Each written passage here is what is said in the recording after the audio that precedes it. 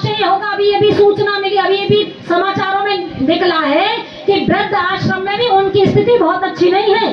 बच्चे हमारे लग्जरी मौज ले रहे हैं, एयर कंडीशन में रह रहे हैं, सारी मौज ले रहे हैं, और हमारे माता पिता बोलो कहाँ है?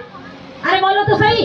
वृद्धाश्रम में कई नालायक तो कभी फोन करके खबर भी नहीं लेते। नोएडा की सत्य घटना है। मेरा कार्यक्रम बुलंदशहर के पास में चल रहा था, तो वहाँ वो भाई, वो नोएडा में रहते हैं, मुझसे बोले मैं भी वहीं जा रहा हूँ, अगर आप चलो। मैंने कहा ठीक है।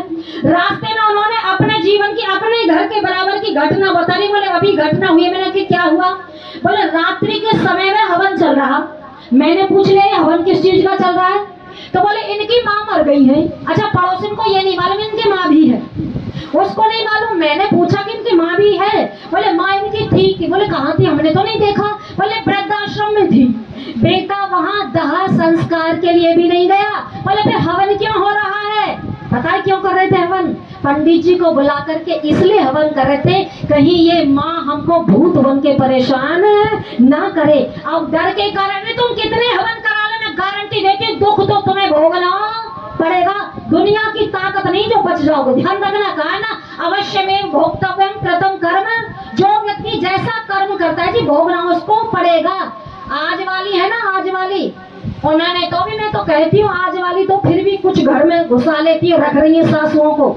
जिनके नखरे इतने हो रहे, चिंता मत करो, तुमसे पीछे वाली ऐसी आएंगी घर में, बाद में घुसेंगी, पहले कहेंगी इसे बाहर निकाल, इसे बाहर निकाल। अगर आप चाहते आपका भी सम्मान हो और जीवित का हो जी, मरने के बाद में नहीं। माँ वो होती है, पिता वो होता है जिसके ऋण से कभी भी कोई संतान ऋण होने वाली नहीं है। बड़ी प्यारी सी पंक्तियां, और क्या कहा सुनो।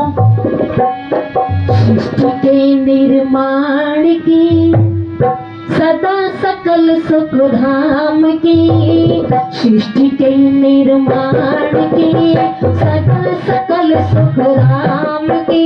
हाथे उठा कर जय जय बोलो माता पिता के नाम की, सृष्टि के निर्माण की नाम की।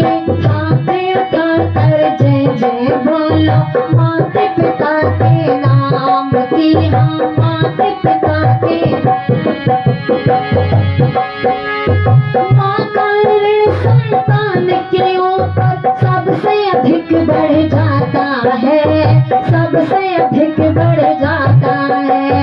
माँ का ऋण संतान के ऊपर सबसे अधिक बढ़ जाता है, सबसे अधिक बढ़ जाता है। तुलना करके देखो तो ये पलड़ा झुक झुक जाता है, ये पलड़ा झुक झुक जाता है। तुलना करके देखो तो ये पलड़ा झुक झुक जाता है, ये पलड़ा झुक झुक जाता है।